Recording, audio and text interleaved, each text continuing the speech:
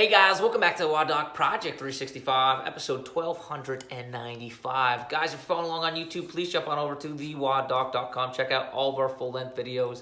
That's where we house them.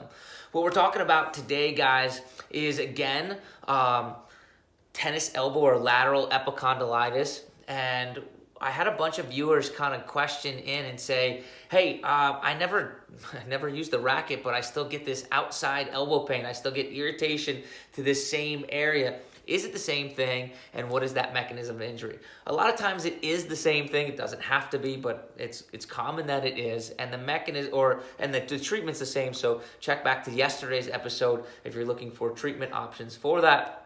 But I am going to explain how this kind of happens so you guys have an understanding and you can educate yourselves on it.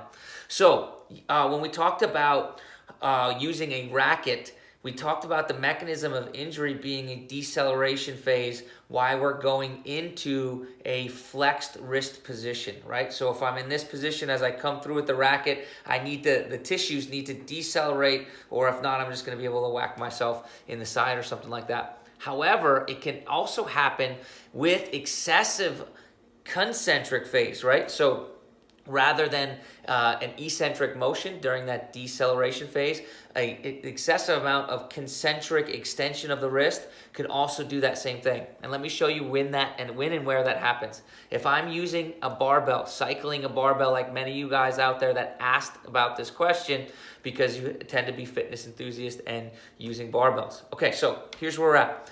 If I'm bringing the barbell up, if I'm in this position where the barbell is raising in my lift, right? In my Olympic lifts, at one point or another, when I start to transition through the pull, I am also going to bring my wrist into flexion as my elbow drops down, whether I'm catching in a clean position or whether I'm going up and overhead in a snatch position.